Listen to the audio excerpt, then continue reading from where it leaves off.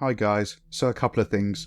Firstly, thanks to Dizzy Shay for recommending this case. Secondly, if you have time, please head over to my second channel, Tales of Tragedy, and if you like the content, subscribe. It'd be great to get that channel up to 10,000 subs. There'll be a link in the description. Lastly, I just want to say that you guys are great. Always remember that. Anyway, on with the video. At 10:14 AM on the 18th of September 2012, the following 999 call was made in Manchester in the UK. Police emergency. Someone just threw a big concrete slab through my back window and ran off. Of the house or a car? What are we talking? No, sorry, in my back window in the house. In the house. What's the address there, please? 30 Abbey Gardens, Mottram. This was a routine emergency call, one that officers likely dealt with on a daily basis. However, the man calling, Dale Cregan, an extremely dangerous, one-eyed psychopathic gangland killer, was setting a trap. He was already wanted by police for 2 murders and had decided to go out in a blaze of glory by murdering police officers. PC's Fiona and Nicola Hughes attended, and as they approached the door, Cregan came out firing, murdering both with a Glock handgun and throwing a grenade at the 2 defenceless policewomen as they lay dead or dying. He then calmly walked into a police station and said, quote, "I dropped the gun at the scene and I've murdered 2 police officers. You were hounding my family, so I took it out on yous." Dale Cregan is truly a monster in human form, a man who simply enjoyed killing, but worse still is the veneration of this pathetic coward and the justification of his horrific crimes by his own family. Welcome to Evil Among Us.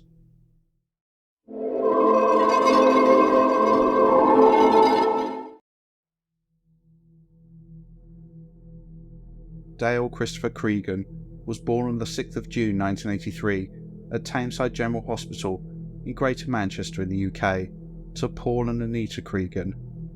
He grew up in a 2-up, 2-down terraced house in Droylsden. He has an older brother called Dean and 2 sisters called Kelly and Stacey. His parents split up when he was young, and whilst there are a few reports about Cregan's childhood, it seems he was particularly close to his mother, and whilst he respected his father, it appears there was a wedge between them, with Cregan being devastated when his parents separated and when his father remarried. No doubt the monster Cregan became was due to what he was taught and exposed to as a child, and whilst I cannot comment on Paul, there are indicators of the type of woman that Anita was. In 2015, several years after her son's crime spree, Anita was in court for fraud due to lying on application forms, including one attempting to obtain a loan for £253,000. It was stated in court that she lived a life well beyond her means, buying luxury cars and enjoying expensive holidays despite declaring limited income. This was part of a pattern of hers which had extended back to the 1980s. Anita had remortgaged her home twice and applied for multiple loans, including one for £10,000, whilst declaring income that could never be verified and then spending the money and hours on herself. After her conviction in 2015, despite pleading guilty, Anita was outside the court moaning about how it was all a witch hunt. So you have some important elements there. You have someone who likely taught their children to take no responsibility for their actions, and that money and living the high life was the priority. Whatever they had to do to achieve this was fine. This fed not only into Cregan's subsequent behaviour, but also that of his siblings. His sister Stacey was in court in 2016 after it was found that she was living a luxurious lifestyle funded by the activities of her drug-dealing boyfriend. As we'll get to, Dale Cregan's views of extreme violence were so normalised that he could kill without feeling any remorse, and it's inevitable that being exposed to this was part of not only his childhood, but also his siblings. His older brother Dean was sent to prison for 5 years in 2019 after stabbing his sister's ex-boyfriend. To be clear, all of the Cregan clan were adults when they committed their crimes, and so made their own choices, but this story, like so many others I've covered, begins with shitty parenting, awful people having children and then raising them to be monsters. Going back to Cregan, he attended Little Moss High School in Droylsden, and, from around the age of 12 or 13 years old, was dealing cannabis to other students. By this same age, he was a violent thug and bully who would target those weaker than him and beat them up. Around this same time, he also began developing what was later described as a quote, bad fetish for knives, collecting these and walking around with them everywhere he went. At around the age of 18, Cregan relocated to Tenerife with one of his sisters, but unfortunately returned to the UK approximately 18 months later. When he came back, Cregan fully embraced the criminal lifestyle and started amassing firearms, including handguns and machine guns, and eventually he had in his possession approximately 15 M75 fragmentation grenades, which were used in the Yugoslav Civil War in the 1990s. By the age of 22, Dale Cregan was dealing cocaine and making, according to him, £20,000 a week. This figure was likely not far off the truth, as he was able to afford a lavish lifestyle, including staying in 5-star hotels in Antigua and Thailand and making frequent trips to France and Amsterdam. Many of these trips, especially in Europe, were to meet criminal contacts to supply him with drugs and guns, but things clearly didn't always go well and resulted in Cregan losing an eye. He told people that he'd lost it in a fight in Thailand, but police believe that he was deliberately plucked out with a knife, likely as punishment for some infraction. This added to the hard man image that Cregan was desperate to portray. Whilst he would wear a false eye at family gatherings, etc., he would walk around with the empty eye socket on full display to intimidate and scare the shit out of others. And it worked. After he was caught, journalists who tried to get information about him were met with a wall of silence due to fear of retaliation.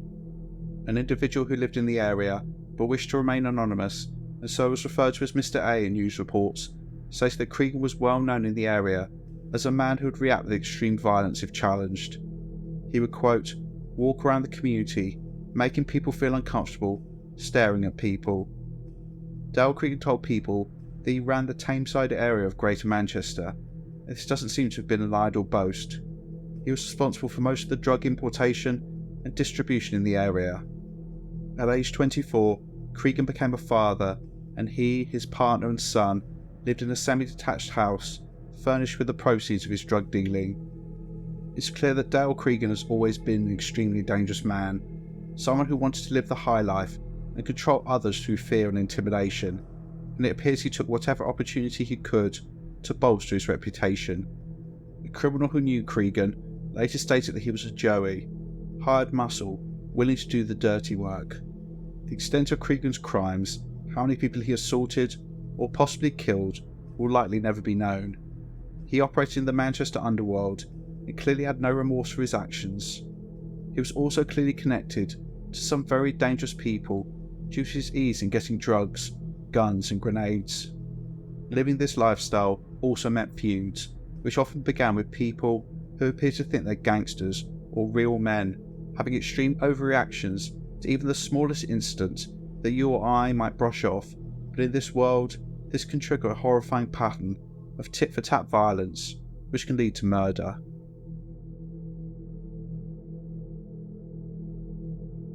The feud that resulted in the first 2 murders committed by Dale Cregan that we know of began in 2001, more than a decade before the slangs themselves. During this year, a man called David Short was slapped by a man called Leon Atkinson. David is described as having been a well-built amateur boxer who ran a drug dealing and extortion racket with his son Mark. Atkinson was also a drug dealer, and Dale Cregan was his right-hand man and apparently the muscle of their gang. This initial slap led to tit-for-tat violence between Atkinson and the Shorts, culminating in Atkinson's father having his kneecap shot off in a failed hit in a pub in September 2003. In response, David Short was attacked, which involved him being knocked off his bike and his throat being cut, although he survived. It's believed that Cregan was the perpetrator of this assault. An uneasy truce was called in 2008 when Leon Atkinson and David Short shook hands in Manchester's Arndale Centre. However, this truce would come to an end in the most pathetic fashion. On May 13, 2012, Teresa Atkinson, mother of Leon and dubbed the matriarch of the family, threw a bottle at a member of the Short family called Raymond Young, who responded by slapping her. Teresa was heard to shout, quote, "I'm going to get my boys, you're all dead." Phone records show that soon after this incident, Teresa called Leon, who then called Cregan. 12 days later, on the evening of May the 25th, members of the Short family and their friends gathered at the Cotton Tree pub in Droylsden for a celebration. Just before midnight, a car pulled up containing 3 men, Dale Cregan, Luke Livesey and Damien Gorman. Cregan, wearing a balaclava and brandishing a Glock pistol with an extended magazine, entered the pub scanning for his targets, Mark and David Short. David was in the bathroom, but Mark was playing pool and Cregan opened fire, spraying the pub with bullets. Mark was hit and died instantly, and 3 others were hit and wounded. Less than 20 seconds after arriving at the pub, Cregan ran out, got into the getaway car, and it sped away. Dale Cregan was arrested on suspicion of murder, but was released on bail due to lack of evidence. However, the police were the least of Cregan's concerns. He had kicked the hornet's nest, and it was clear that David Short wanted revenge for the murder of his son. According to Cregan, David was telling people that he would rape his sister and kill his son. Cregan later told a psychiatrist after his conviction that, quote, "After I killed Mark, he said he would rape my son, set him on fire, so I was always going to kill him. It was not an urge, it was because of what it was doing to me if I didn't do it. I used to get visions of them killing my son, perhaps by a stray bullet. I thought if I killed David Short, all these thoughts would go away. The paranoia was so bad, I used to just sit in the house on my own." Dale Cregan had a habit, as you'll see, of using concern for his family to justify his actions. I think he's trying to offset the fact that he simply enjoyed the thrill of killing. However, if he is telling the truth, you can see how twisted his logic is, how he blames everyone else for situations that he created. If he'd not killed Mark Short, then David would not be threatening his family. He was the one who put them in danger, no one else. So David Short was marked for death, and Cregan began plotting his demise. On the 7th of August 2012, the police went looking for Cregan to rearrest him and charge him with the murder of Mark Short, but they couldn't find him. By the time they eventually caught up with him, Dale Cregan had murdered 3 more people. On the 10th of August, Cregan went to the cemetery where Mark Short was buried, expecting David to visit his son's grave. When he failed to turn up, he and another one of his minions, a man called Anthony Wilkinson, staked out David's home in Clayton, waiting in a hired van, kitted out with duvets. The pair didn't have to wait long, as just before 10 AM, David went to his car to unload some furniture, and both Cregan and Wilkinson strode across the road, armed with handguns, and began shooting. David was hit immediately, and a trail of blood showed that he was pursued under fire through his home, into his back garden, and down the side walkway. David Short was hit 7 times, with Cregan then standing over him, with him later stating, quote, "I shot David Short point blank in the head 3 times, but I would have preferred if I would have used a knife." David Short lay dying when Cregan threw a grenade which landed next to him. The combination of the explosion, which mutilated his body, and the bullet wounds meant David was dead by the time police and paramedics arrived. With regards to his feelings before and after the murder, Cregan later stated, quote, "I felt calm before killing David Short, but after, a big relief rushed through my body. If I'd had time, I would have cut his head off, and arms and legs. I would have gone and got a knife from the kitchen and used that. The night I shot him, I had the best sleep of my life." However, Cregan and Wilkinson were not done yet. They drove 2 miles away to Luke Road in Droylsden, and Cregan was caught on CCTV throwing a grenade into the front garden of the home of a woman called Sharon Hark. The property was damaged, but no one was hurt. The reason he targeted Sharon is not clear, but it's believed that she belonged to a family whom he had a grievance against. A final grenade was used later in an attempt to destroy the van. Cregan then disappeared. The police began scouring the Manchester area looking for him, and initially a reward of £25,000 was offered for information leading to his capture, and this was later raised to £50,000. However, Dale Cregan had no intention of going quietly. He would soon re-emerge to carry out a crime of utter evil and depravity. Dale Cregan was on the run for 6 weeks, and during this time, police were shaking every tree and leaning on all of his family members and associates, trying to find this extremely dangerous double murderer. I'm sure the police were right on the money that Cregan's family knew exactly where he was, and were in regular contact with him, hence why he knew when they knocked over family members' houses. He knew it was only a matter of time until he was behind bars, and for double murder, this would likely be for the rest of his life. Cregan therefore decided to hand himself in, but not before committing a crime that would shock the UK. He would murder police officers. As I said at the beginning of the video, he would later justify this by claiming that because members of his family were being harassed by the police, he killed officers as retaliation. Again, this was the situation Cregan created. He killed 2 men and went on the run. Of course the police were looking for him and would target his family and friends to find him. He could have avoided all of this by not committing such horrific crimes or handing himself in at any point. However, in my opinion, this statement is complete bollocks, with Cregan trying to claim again that his actions, however despicable, were underpinned by concern for others. It's very important to constantly keep in mind that Dale Cregan is a psychopath, a man devoid of normal emotions. He's entirely self-absorbed, he has no remorse or empathy for others. Everything he has ever done in his life has been for his benefit, to meet some need of his. This is not just my opinion, but the assessment of mental health professionals, and we'll return to this later. With regards to the murder of police, this was all about Cregan's love of killing, power and control, and his trying to achieve legendary status before the inevitable. Potentially the police targeting his family to find him fed into his decision making, but ultimately I think that Dale Cregan felt aggrieved that the police were daring to try and hold him to account and would not suffer the indignity of then finding him and marching him out wearing handcuffs. No, he would take control of his own end by giving himself up, taking that power away from the police, but not before sending a message to them and society as a whole about just how powerful Dale Cregan was. His last pathetic attempt to leave his mark on society, with him knowing full well that he would likely never see freedom again.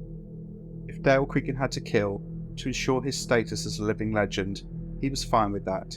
In his sick and twisted mind, 2 murders, 4 murders, it was all the same to him. Dale Cregan enacted his plan on Monday the 17th of September 2012, when he forced his way into the back door of 30 Abbey Gardens, a cul-de-sac on the Hattersley estate in Mottram, east of Manchester city centre. Living in the property was a 34-year-old man called Alan Whitwell, as well as his girlfriend and young daughter. To be clear, there's no indication that Alan had anything to do with what happened next, and he later stated, quote, "I was really scared. I was immediately horrified and feared for my life. Dale Cregan was the last person I expected to be at my home." I knew Dale Cregan was wanted by the police for murders. He just walked in and said, "Get in."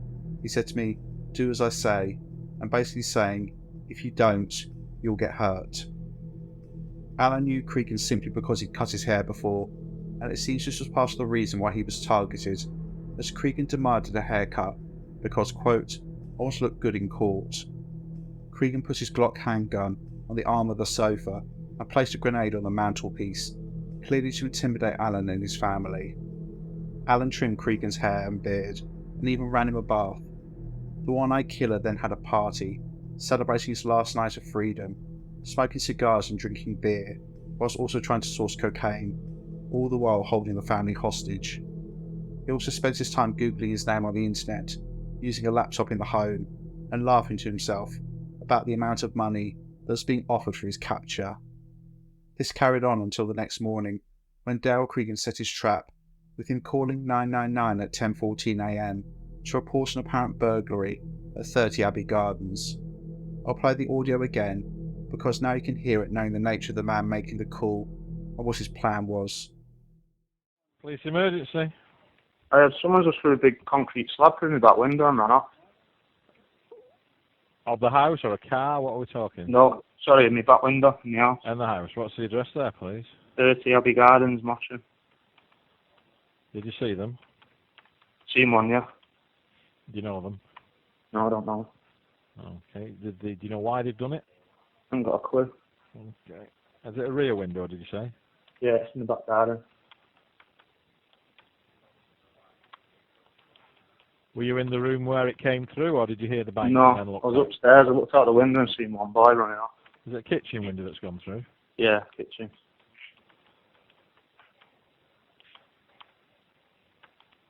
So it's just happened prior to your ringing, has it? Yeah. Yeah. And it's a piece of concrete, yeah.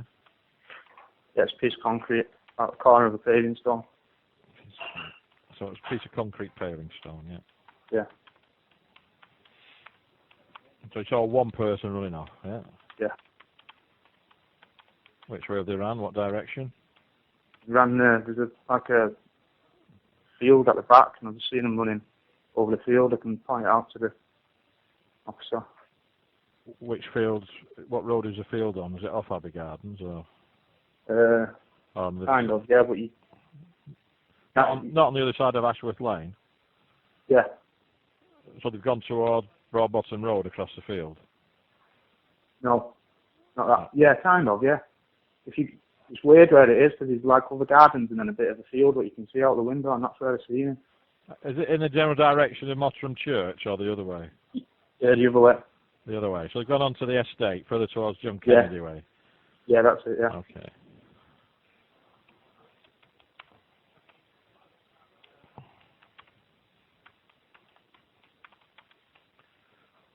Okay. Was he a white male? He had an adult mate, so I couldn't really tell you, but He was a male though, yeah. yeah, he was a male. You know how old he was? No, but he was about my size, about 5'9". Was he slim, Medium build. Medium build. Medium. And what was he wearing then? Black coat with a hood up, grey tracksuit bottoms. Black hooded coat.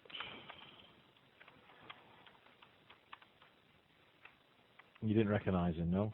No. And you've no idea why it might have happened? Off the top of my head, no. I'm trying to rip my brains now, see if I pissed anyone off, but I don't think so, no. Okay, 07425. Was he carrying anything, this lad, other than obviously the piece of stone that he lobbed? It didn't look like it, mate. No, 39. You didn't see anybody else, no? No.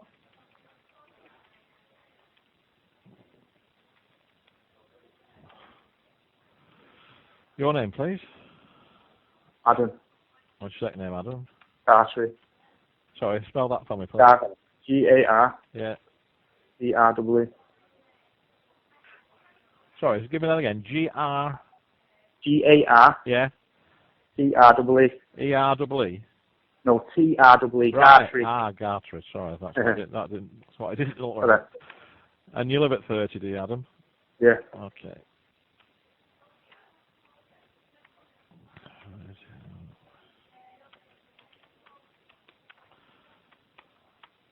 And you think it's an act of damage as opposed to somebody trying to break into the house, do you? Possibly, yeah. That's what I'm thinking, because if you look through that window, I'm decorating at the minute, so there's no curtains up. If you look through that window, you can see the plasma, so I'm wondering if they've...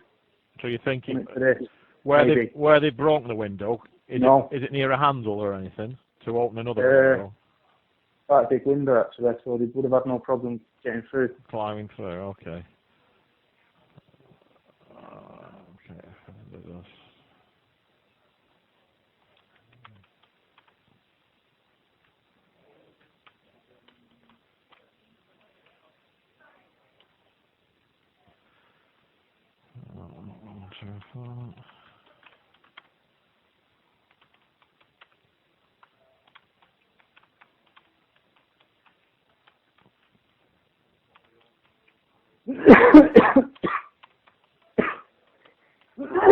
Oh, excuse me.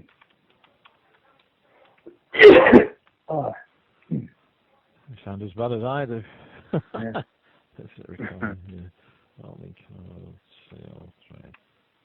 Right, I'll get an officer up there, have a look round, see if they can see anybody similar, and then they'll come and see you. All right, Adam?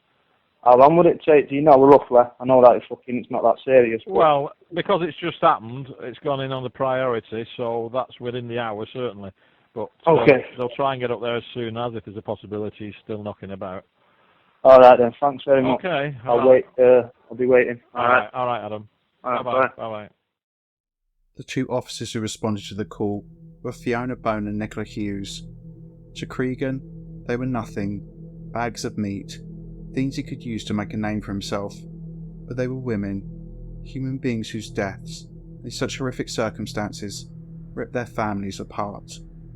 Fiona Bone was 32 years old at the time of her death. She joined Greater Manchester Police as a volunteer special constable in November 2005 and became a full-time officer in 2007. She lived in Sale with her partner Claire, with whom she was planning a civil partnership, and Claire's daughter Jessie. She was described by Claire as being so happy in life, and on the day she died, the pair were discussing invites to send to guests. Her sergeant later stated, quote, "She was wonderful at keeping colleagues' spirits high with her bubbly nature.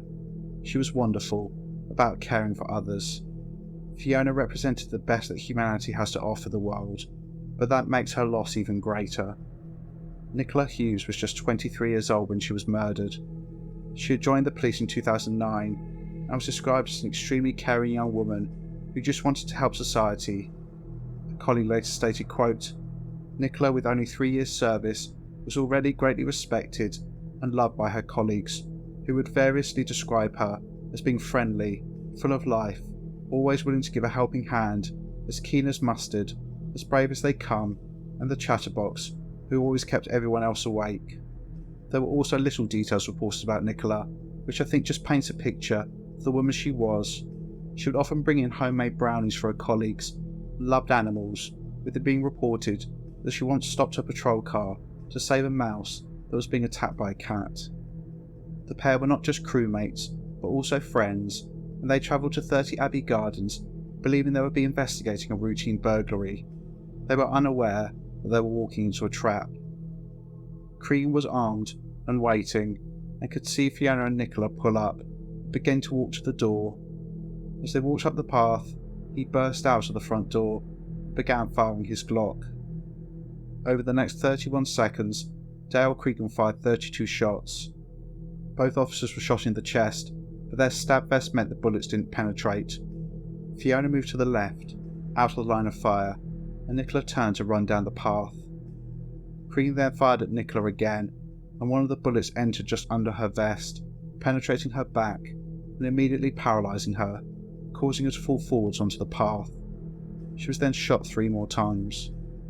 Cregan then turned his attention to Fiona, who was trapped in the front garden of the house. He fired repeatedly at her. In total, Fiona was shot 22 times. Most of the bullets were deflected by her vest, but 8 entered her body, killing her. In her final moments, Fiona pulled out her police taser and deployed it, but it didn't hit its target. Cregan then stood over Nicola, who was alive but paralysed, and who had just watched her friend being murdered. He shot her in the head 3 times. Dale Cregan then dropped the gun at the scene and jumped into a blue BMW, and before speeding off, he threw a grenade into the front garden of 30 Abbey Gardens, which landed next to Nicola Hughes and exploded, causing horrific injuries to her body. The sounds of gunfire and an explosion led to the emergency services being called, and a link was made to the location of the reported incident and the last job that Fiona and Nicola were sent to. The control centre tried to raise them, without success, and officers, colleagues of the pair, scrambled to the scene.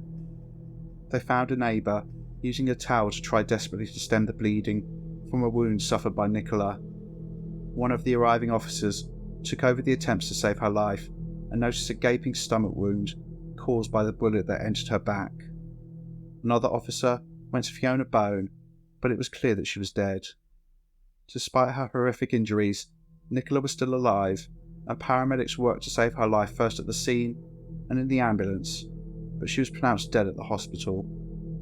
The deaths of PC Fiona Bone and PC Nicola Hughes not only devastated their families and shocked the nation, but also caused psychological and emotional scars to their colleagues and friends, some of whom directly witnessed the immediate aftermath of the attack.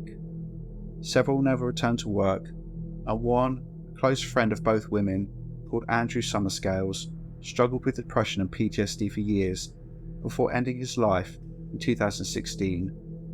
All of this chaos, all of this devastation, the result of one evil man.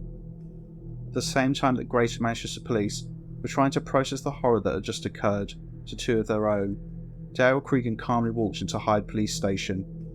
He was described as calm, almost swaggering when he spoke to officers at the front desk. He was then handcuffed and confessed to killing 2 police officers and giving his pathetic justification for this act of evil. He added, quote, "Sorry about those 2 that have been killed. I wish it was men." This was rubbished at court later, as it was clear that Cregan knew the 2 police officers were female, as he was watching them approach. If he was that bothered about killing women, he could have stopped what he was about to do, but he didn't care if they were men or women. He wanted to kill cops, pure and simple. Cregan was then interviewed repeatedly over the next 48 hours and gave no comment responses to all questions. It was only towards the end of his last interview that he spoke, and this was only when he was called a coward, a man who had murdered 2 unarmed police officers and had then scurried away before armed officers arrived and thrown himself on the mercy of the police by handing himself in. Cregan couldn't handle this slight against his hard man persona, and he responded, quote, "Because you couldn't fucking find me, could yous?" Despite his no-comment interviews, Dale Cregan was charged with 4 murders, those of David and Mark Short, as well as police constables Fiona Bone and Nicola Hughes. He was remanded into custody to await his fate. Despite confessing to the murders of PC's Fiona Bone and Nicola Hughes, Dale Cregan pleaded not guilty to all charges. He knew he was going to prison forever. The longer he could draw out the proceedings, and therefore the attention he received, the better. Cregan's trial began at Preston Crown Court on the 4th of February 2013 under heavy security. Each day, the prison van containing him, as well as 2 other decoy vehicles, would travel to and from the court, flanked by a convoy of police cars. At the court, 150 armed officers and private security personnel surrounded the building, as well as others being located in the foyer, watching people coming in and out. Police snipers watched over the building from nearby offices. Cregan was strip searched every time he left or returned to the prison, and his false eye was removed and his eye socket checked to make sure he wasn't trying to smuggle anything in or out. This security was necessary to mitigate against several possibilities: someone trying to spring Cregan, or potentially trying to kill him, either en route to the court or possibly in the building itself. Security of the court was also there to try and stop the potential that rival criminals would start hammering it out in the middle of proceedings. Unfortunately, that's the mentality of these types of people. It doesn't matter where they are, they will continue their petty feuds. I don't think it can be discounted that Dale Cregan pled not guilty, knowing there would be a trial where he'd be moved from the prison to court each day, giving someone a window of opportunity to help him escape. However, if that was the plan, it didn't come to fruition. It's important to point out that Dale Cregan was not alone in the dock. There are also 9 others, some of whom have been charged with their direct involvement in the murders of David and Mark Short, and others who've been involved in assisting these men. I'll focus on Cregan in this section, but will mention the sentences of some of the others later. Eventually, on the 12th of February 2013, Dale Cregan changed his plea and admitted murdering Fiona Bone and Nicola Hughes, and on the 22nd of May 2013, he admitted killing Mark and David Short. This had nothing to do with remorse or taking responsibility for his actions. I think Cregan was just bored and sick of all of the strip searches that he had to go through every day of the trial. Prior to sentencing, it was ordered that Dale Cregan was assessed by a psychiatrist, and it was to this individual he made the statements I've already mentioned about his lack of remorse for killing David Short, and in fact, how he slept like a baby after this murder. On the 13th of June 2013, Dale Cregan and his co-defendants stood before Mr. Justice Holroyd for sentencing. Justice Holroyd noted the lack of remorse for all those before him, but especially Dale Cregan, who he described as a dangerous offender. He then sentenced them. For the murders of Mark Short, David Short, Fiona Bone and Nicola Hughes, Dale Cregan was given a whole life tariff, meaning that he will never be released. Luke Livesey, who was involved in the murder of Mark Short, was sentenced to life with a minimum tariff of 33 years. This is the same sentence given to Damien Gorman, the other man involved in this slaying.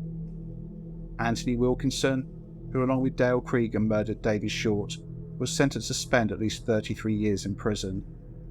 It's now been over a decade since Cregan was sent down, and there have been sporadic reports about his time in prison.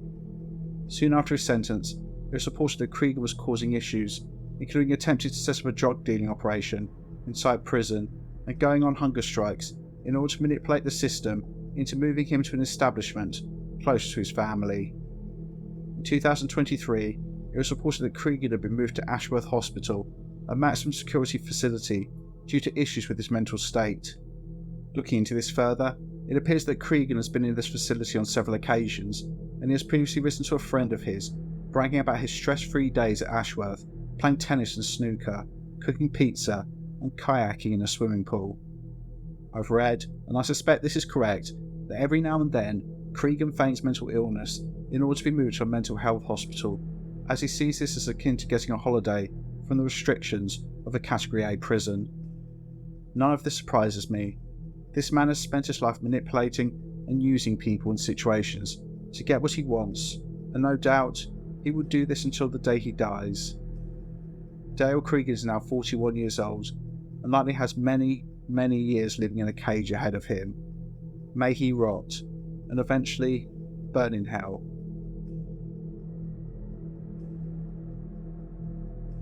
As if the crimes of Dale Cregan were not bad enough, he was, at the time, and to a lesser extent now, held up as a hero by some deranged people because he targeted police officers. Unfortunately, some individuals, as soon as they hear the term police, instantly believe any violence, however extreme and unwarranted, towards officers is justified and should be celebrated, even if it involves murdering them. I'm not talking about justified feelings of hatred towards certain police officers who have been revealed as monsters, or even having a general mistrust of the police. I'm talking about those people who exist, who believe that these two women deserve to die, simply because they work for the police. An opinion which I think is the epitome of the sickness of some people in our society.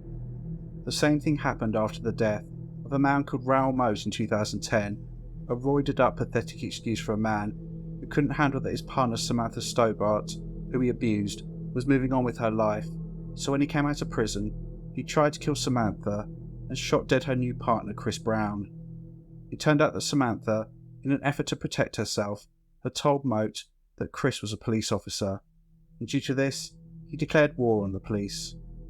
This went as far as him shooting a police officer called David Rathband whilst he was sitting in his patrol car, completely defenceless, who was simply targeted because he wore a certain uniform. David lost his sight because of this attack, and took his own life 2 years later. Moat's pathetic life came to an end, surrounded by police in a field in Northumberland, where, rather than facing what he'd done, he shot himself. It's come out recently that one of Moat's daughters stated that he was an abusive and controlling father, starving her and forcing her to stand in the rain in just her nightie. None of what I've said was noble, but this didn't stop Moat being hailed as a hero. Again, because he targeted police.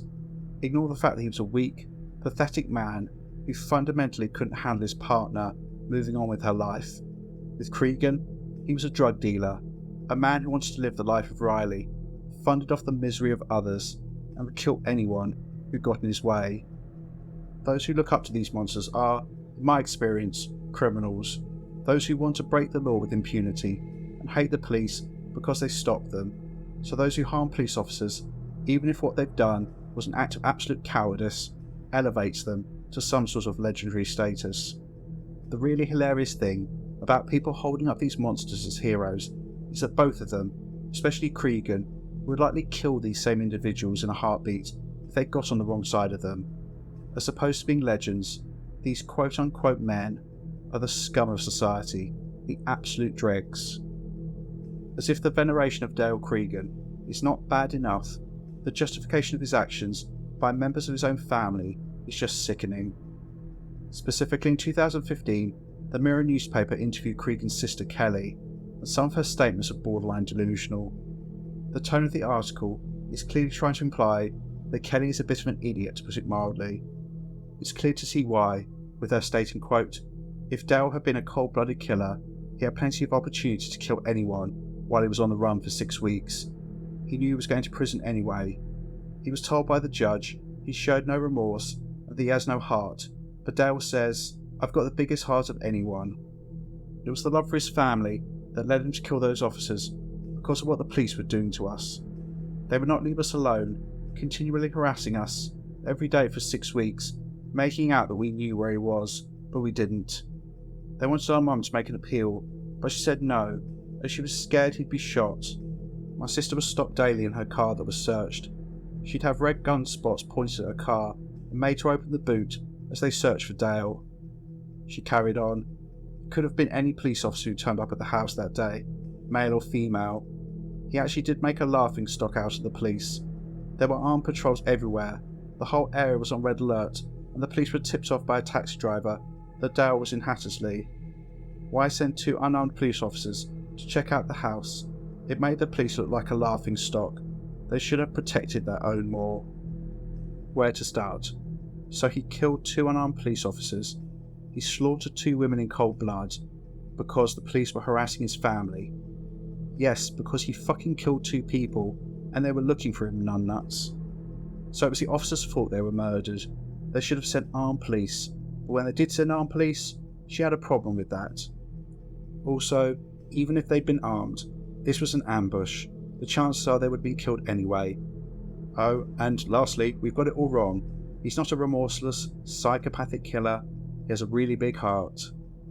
Kelly also stated in the interview that Cregan regularly called her and told her sons to behave, quote, "Dale has always been a big part of my sons' lives.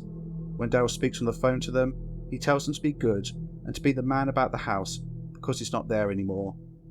Dale is all about family. He loves his family, and we've always been, and still do remain, a close family unit." All of this justification for her brother's actions, claiming he was a family man with a big heart, was also while she disclosed that she'd had to flee the country due to being targeted for retaliation by underworld figures due to Cregan's murderous rampage. And who tipped her off about these threats to her and her children's lives? The police. So the police who tried to save her and her children's lives, which is the same force the 2 officers that Cregan murdered, part of by the way, are bad. Her brother, whose actions meant that she had to flee the country, is good. In 2017, Kelly wrote that Cregan was, quote, "the best brother that anyone could ask for," and that she was hoping for some sort of miracle, meaning he would be released and allowed to return home. In addition, by 2018, it appears that Kelly had returned to the UK and posted about visiting her brother, writing, quote, "spending Valentine's Day with a real man." What the hell is wrong with the world? Seriously.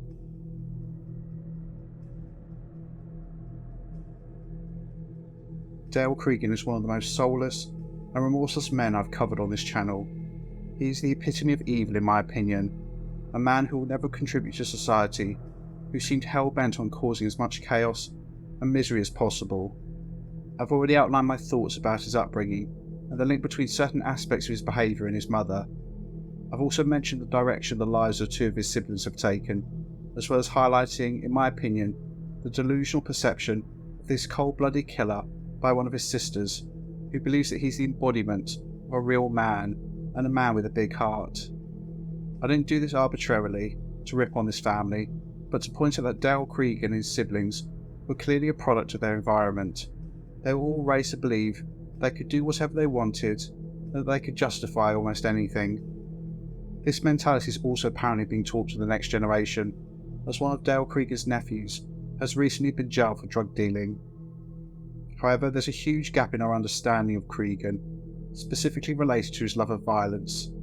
This was something he must have been exposed to from a young age. Given his upbringing, I wouldn't be surprised if there were men in his extended family who were heavily involved in crime and potentially learnt his craft under their guidance. Despite this lack of information, I have no doubt that Dale Cregan is a man who was raised in an environment characterised by violence and villainy. He was never taught compassion or concern for anyone else but himself, and I have little doubt he is a psychopath, a man without conscience or remorse. Several professionals have reached the same conclusion. One, consultant criminal psychologist Eli Godsey, stated, quote, "Grandiosity is central to the behaviour of psychopaths, because usually their lives are quite pathetic, empty and meaningless, so they have to create a very distorted sense of their own self-worth. And the other side of that is that other people are not important to them." I think this is clearly the case with Cregan. He defined himself as the hard man. He was obsessed with being feared. On his last night of freedom, he was demanding a haircut from a man he took hostage, specifically to look his best for the court case that would inevitably follow. He was a notorious gangster after all. He needed to look his best. As I said previously, ignoring the bollocks about him killing police officers because they were hounding his family. I think that he did this to go out in a blaze of glory, to cement his name as a ruthless gangster.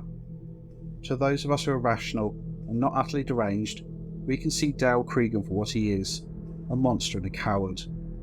A coward guns down unarmed police officers, male or female. A coward stands over a young woman who is already paralysed and shoots her in the head and then throws a grenade to mutilate her corpse.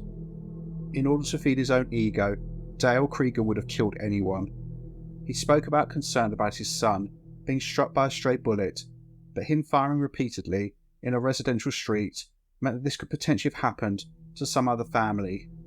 If this had happened, if a child had been hit and killed, do you think Cregan would have actually cared? I don't often think about what it would be like to kill someone. That would be weird.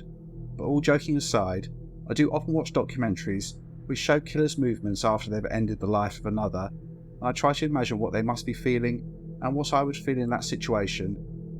I imagine it would be a combination of emotions, including shock that I'd killed someone, and the realisation that whatever I do from this point, I can never undo what I've done. I've crossed the ultimate line by taking a life. However, there would also be fear that perhaps there is a hell, and I'd cemented my place there. Fear that my days of freedom were numbered, and it was only a matter of time before the police took me away to spend decades of my life in prison. Overall, none of these feelings are good. But for Dale Cregan, murder was cathartic. After he killed David Short, he slept like a baby. There was no remorse, no fear, nothing. He had solved a problem which he himself had created, and he was happy. To him, murder was simply a solution to his problems. If someone disrespected him, he thought they were after him or his family, or he could further his own agenda, he would kill them. Simple as that. He was, in his own mind, judge, jury, and executioner. On top of this, he clearly enjoyed killing, having that power over another living being, snatching their life away because he chose to. By the age of 29, Dale Cregan had killed 4 people that we know of, but I have no doubt this is just the tip of the iceberg. He clearly knew what he was doing, and he had no hesitation in pulling the trigger. I imagine that Cregan is responsible for a string of unsolved gangland murders in Manchester. I doubt he'll ever end up in court for these crimes and will take his secrets to the grave, but ultimately, Dale Cregan is exactly where he belongs, and I, for one, am thankful that he'll never walk the streets again. So, what's your thoughts on this case? If you like the content, then consider becoming a channel member by clicking the join button, and you can also send a one-off donation to support the channel using the thanks button. Please like, share and subscribe. Take care, and I'll see you in the next one.